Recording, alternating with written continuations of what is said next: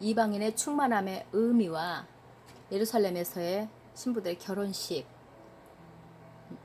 이스라엘과 이방인의 접붙임의 완성, 이런 부분들에서 굉장히 깊이 있는 귀한 말씀입니다.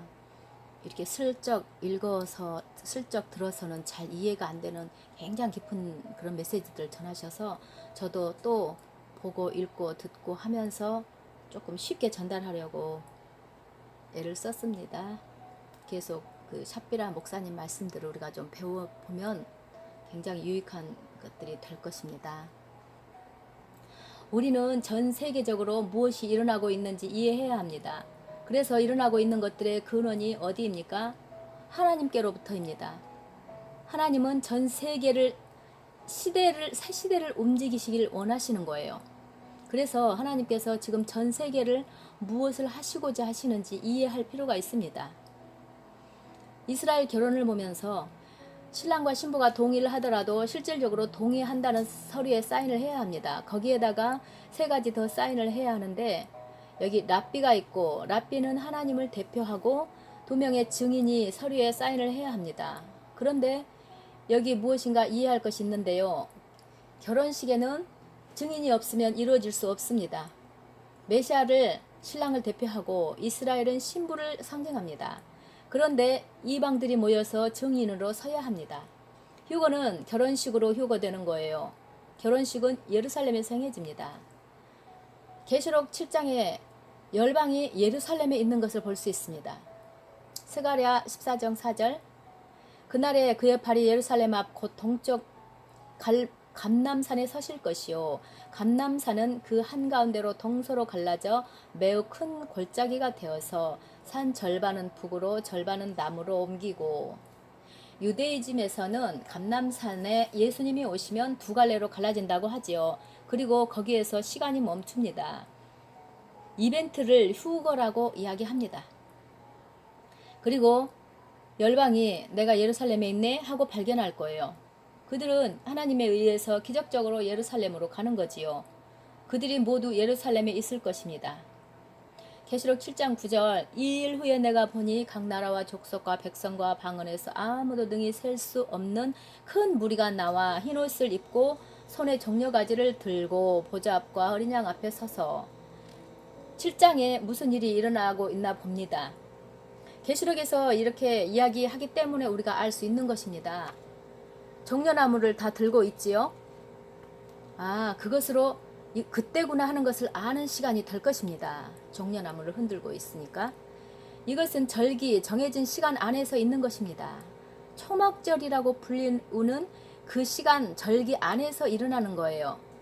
이사야 11장에 스콧 장막절에 이 일이 일어날 거라고 말하고 있어요.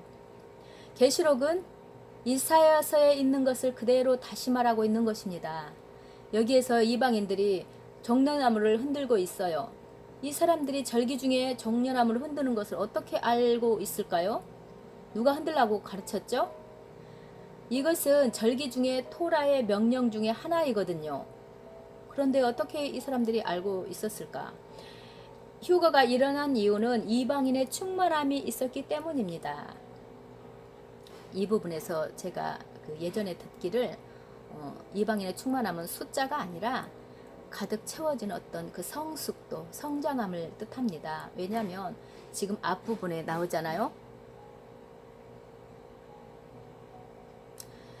종려나무를 흔들 줄 안다는 거죠. 절기를 안다는 거죠. 그래서 이런 성숙된 어떤 모습을 가지는 사람이 예루살렘 신부로 와 있다는 것을 말씀해 주시기 위해서 이방인의 충만함을 지금 설명하고 계시는 거예요. 목사님이. 자, 여기서 예수님이 눈물을 닦아주시겠다고 하지요.